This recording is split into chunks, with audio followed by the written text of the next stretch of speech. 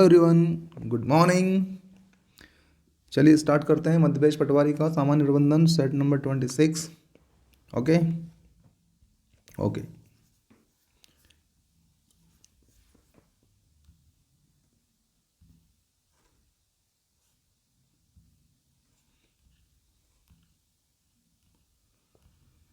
पहला क्वेश्चन है हमारा, निम्नलिखित में से कौन सा चिर प्रतिष्ठित प्रानुकूलन क्लासिकल कंडीशनिंग का सच नहीं है। अब प्रानुकूलन का मतलब क्या भाई?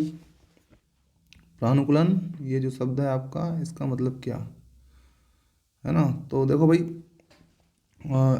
प्रानुकूलित जैसे समझते हैं अपन, जिसे अनुकूल कर लिया गया हो, जिसे अनुकूल कर लिया गया हो उसको बोलते हैं प्रानुकूलित।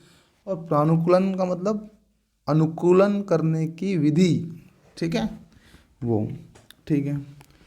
तो देखते हैं इसका आंसर। एक तटस्थ उत्तेजन एक अनुकूलित उत्तेजन के गुणों को ग्रहण करता है। चिर प्रतिष्ठित प्रानुकूलन क्लासिकल कंडीशनिंग निष्क्रिय है, बिल्कुल सही है। अनुकूलित प्रतिक्रिया के अधिगमन में एक अनुकूलित उत्तेजन और एक स्वाभाविक उत्तेजन के बीच संयोग का निर्माण शामिल है। ओके, उसके बाद चिर प्रतिष्ठित प्रानुकूलन क्लासिकल कंडीशनिंग सरल प्रतिवर्ती व्यवहारों की व्याख्या कर सकता है।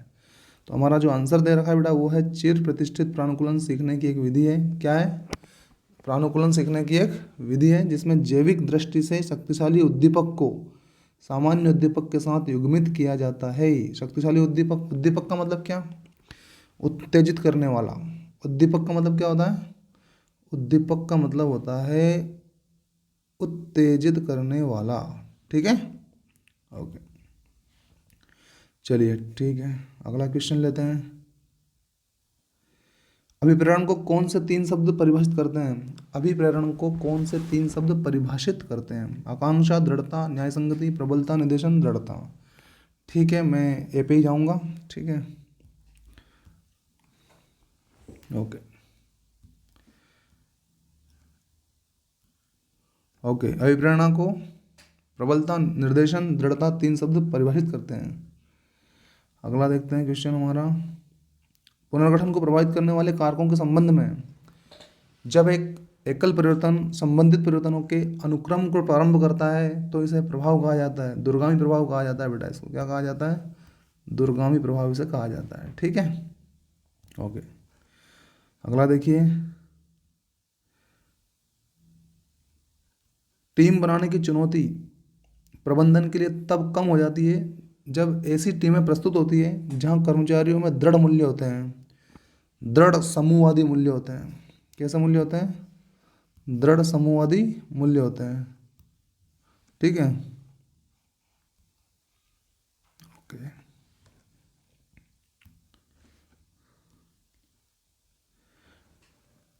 अगला क्वेश्चन। वितरण मुख्य रूप से के संबंध में एक निर्णय है, स्थान के संबंध में। भाई मार्केटिंग कहाँ करोगे? किसी जगह पे जाके करोगे ना आप, तो स्थान के संबंध में, ठीक है। अगला क्वेश्चन है हमारा, व्यक्तिगत और सामाजिक संबंधों के नेटवर्क को संदर्भित करता है। व्यक्तिगत और सामाजिक संबंधों के नेटवर्क को संबोधित करता है जो एक दूसरे से जुड़े लोगों के बीच अनायास विकसित होते हैं। अनायास का मतलब क्या सर? पहले तो ये बताइए आप सर, है ना। बिल्कुल बेटा, अनायास का मतलब बताते हैं हम आपको क्या होता है। अनायास का मतलब होता है सरलता से या बिना प्रयत्न के, है ना। तो जो एक दूसरे से जुड़े लोगों के बीच बिना प्रयत्न के विकसित हो जाते हैं, उस संबंध को या उस व्यक्तिगत और सामाजिक संबंध का नेटवर्क जो है किसको संदर्भित करेगा? अनौपचारिक संगठन को करेगा। किसको करेगा? अनौपचारिक संगठन को करेगा, ठीक। ओके,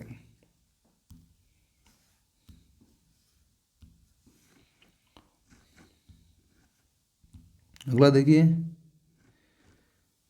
व्यक्तिगत और सामाजिक संबंधों के नेटवर्क को संदर्भित करता है जो एक दूसरे से जुड़े लोगों के बीच अनायास विकसित होते हैं। तो हो गया है। अगला है आपूर्ति श्रृंखला प्रबंधन, सप्लाई चेन मैनेजमेंट जो होता है वो क्या करता है भाई? गुणवत्ता सुधार करने में सहायता करता है?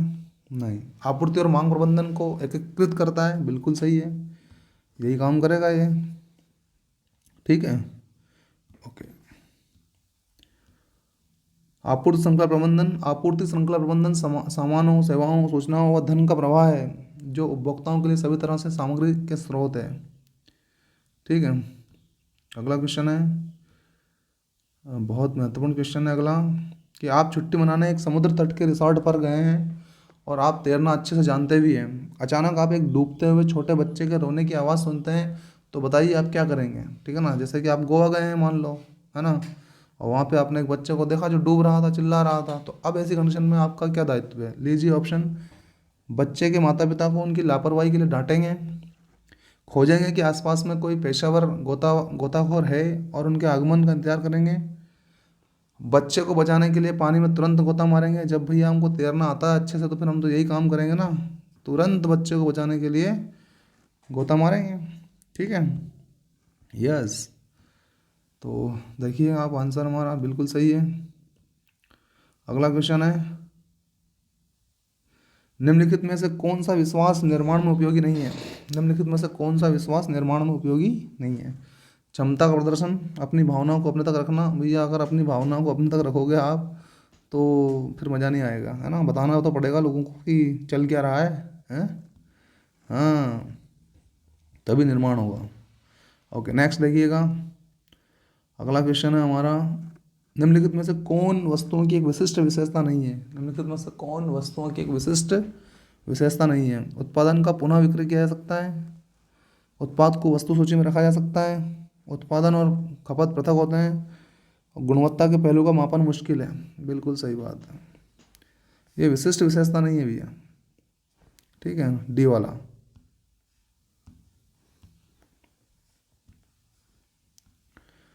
अगला क्वेश्चन है हमारा, निर्णय लेने की समग्र प्रक्रिया में उदाहरण के लिए कर्मचारियों के चयन में इनमें से कौन सा चरण शामिल है। समस्त प्रक्रिया में देखते हैं,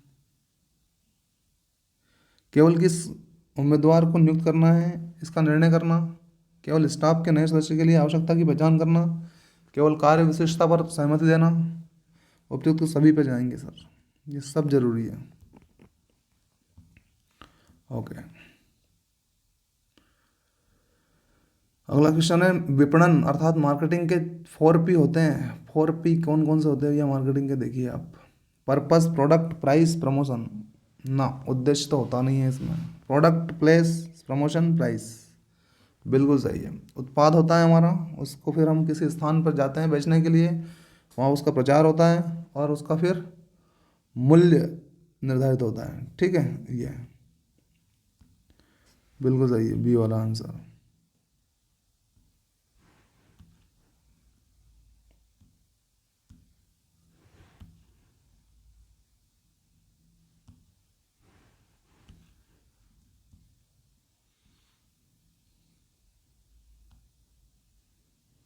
अगला क्वेश्चन है हमारा, न्यूनतम प्रयास, व्यय या अपशिष्ट के साथ काम करना की परिभाषा है। न्यूनतम प्रयास, व्यय या अपशिष्ट के साथ काम करना की परिभाषा है। योजना की, प्रभावकारिता की, दक्षता की, प्रबंधन या मैनेजमेंट की। दक्षता की परिभाषा भी है। किसकी है, दक्षता की परिभाषा है ये। ओके, जैसे ही आप करते हैं एक अपॉइंटमेंट मीटिंग बन जाती है। अपॉइंटमेंट मीटिंग बन जाती है, क्या करते हैं भैया। ओके, डी वाला आंसर है, अन्य व्यक्ति को आमंत्रित। जैसे आप अन्य व्यक्ति को आमंत्रित करेंगे, चाहे फ़ोन कॉल से करें या जैसे भी करें, तो आपकी एक मीटिंग बन जाती है उसके साथ में। ठीक है ना, ओके।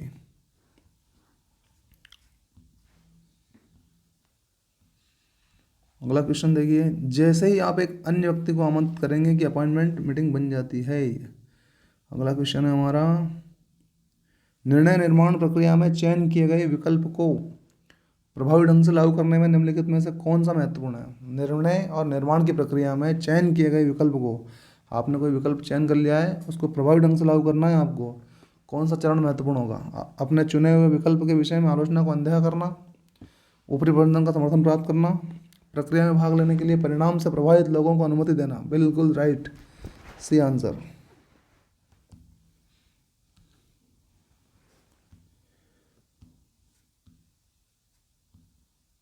देखिए अगला क्वेश्चन है हमारा, निर्णय लेने की प्रक्रिया में 8 चरणों में से एक निर्णय नहीं है। कौन सा नहीं है भैया, एक 8 में से एक। वैकल्पिक समाधानों का विश्लेषण करना, ये तो है।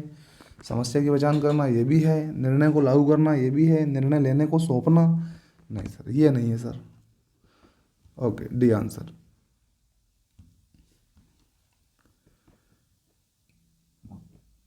निर्णय लेने की प्रक्रिया के 8 चरण कौन कौन से, जरा देख लीजिए एक नज़र।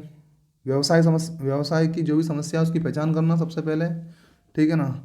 उसके बाद आपका डेटा व सूचना का संग्रहण करना, कलेक्शन करना, उद्देश्य निर्धारण करना, निर्णय लागू करना, मौजूदा विकल्पों की खोज करना, विकल्पों के संभावित परिणामों का मूल्यांकन करना, उसके बाद आपका निर्णय का मूल्यांकन और वैकल्पिक समाधानों का विश्लेषण, ठीक है।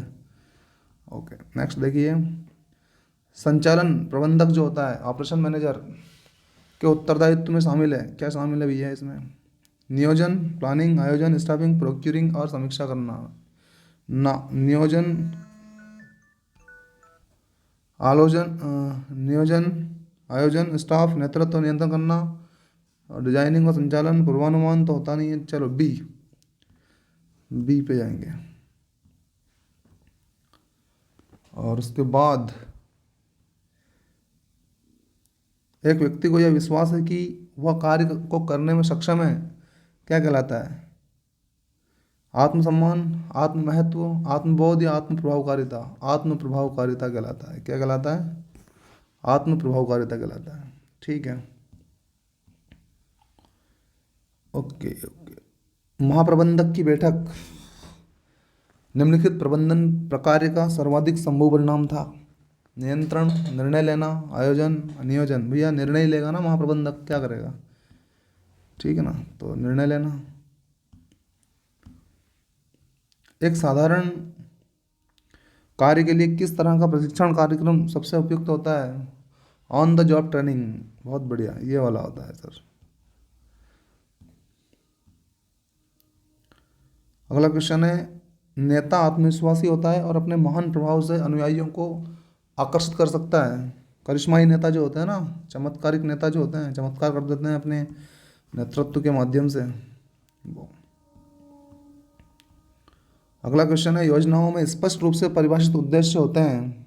विशिष्ट योजनाओं में स्पष्ट रूप से परिभाषित उद्देश्य होते हैं, ठीक है। ओके,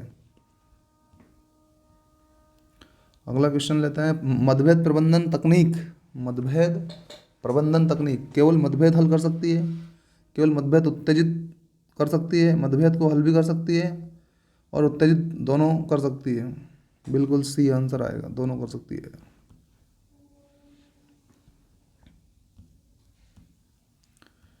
जब एक प्रबंधक ने एक निर्णय लिया और वह परिणामों के बारे में अनिश्चित है, एक निर्णय ले भी लिया, परिणाम पता भी नहीं है उसको क्लियर, तो फिर ये कैसा निर्णय होगा? जोखिम भरा निर्णय होगा, सीधी सी बात है, तो है ना।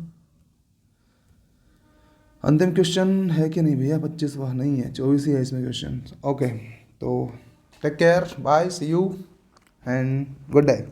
Thank you everyone.